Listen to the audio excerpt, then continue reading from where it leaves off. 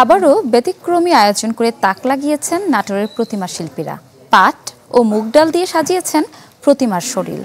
এমন সৃজনশীলতা আলোড়ন তুলেছে শহর জুড়ে। আয়োজকরা জানান, কৃষি নির্ভর বাংলাদেশকে গড়ে ধরতেই এই উদ্যোগ। সোনালী আভায় ঝলমল করছে দুর্গা প্রতিমা। কাঠ মাটির কাঠামো সোনালী আঁশের আবরণে মুড়িয়েছেন প্রতিমা শিল্পী বিশ্বজিৎ পাল।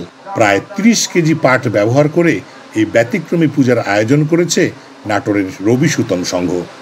যেহেতু এটা আমার বংশীয় পরম্পরা কাজ, এটা আমার বাবা কাকা করে আসতেছে, আমি করতেছি, তো সেই সাথে ভালোবাসা জড়িত আছে, এই জন্য আমি কাজগুলো করে থাকি। তো হয়তো সামনের দিনে এটা যদি ভালো সাড়া পায়, হয়তো সামনের দিনে আর নতুন কিছু চিন্তা ভাবনা নিয়ে সামনের দিকে নাটোরের জন্য কিছু কাজ করতে চাই। আমরা গত বছর ধানের প্রতিমা তৈরি করেছিলাম, ধান দিয়ে ব্যাপক একটি সাড়া পেয়েছি। দেশের বিভিন্ন প্রান্ত থেকে দর্শনার্থীরা আমাদের প্রতিমা দেখেছে এবং অনেক সুন্দর বলেছে। সেই জন্যে আমরা এবছর সোনালী আঁশ পাট আমাদের সেই জন্য আমরা এবার পাট দিয়ে আমাদের দেবী মূর্তিটি উপস্থাপনা করছি। এদিকে একই শহরের আরেক মণ্ডপে দেবী সাজানো হয়েছে মুগ ডাল দিয়ে। ব্যবহার করা হয়েছে প্রায় ৭০ কেজি ডাল।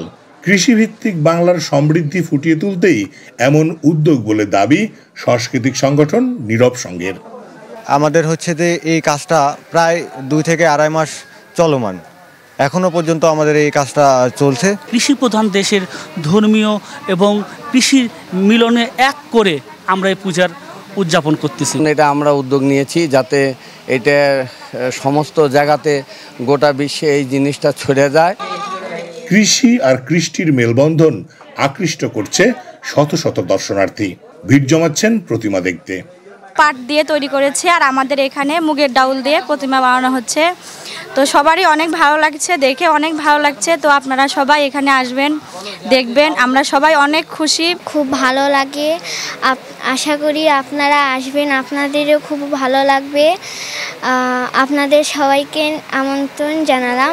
দেখে আমরা অনেক খুশি হচ্ছে, আমাদের কাজগুলো বা কষ্টগুলো এখন আর কিছু মনে হচ্ছে না। সংশ্লিষ্টরা বলছেন, কৃষিজ পণ্যের সৃজনশীল ব্যবহার সমৃদ্ধ করেছে উৎসবের সৌন্দর্য। দেবাশিস কুমার সরকার, চ্যানেল 24, নাটোর।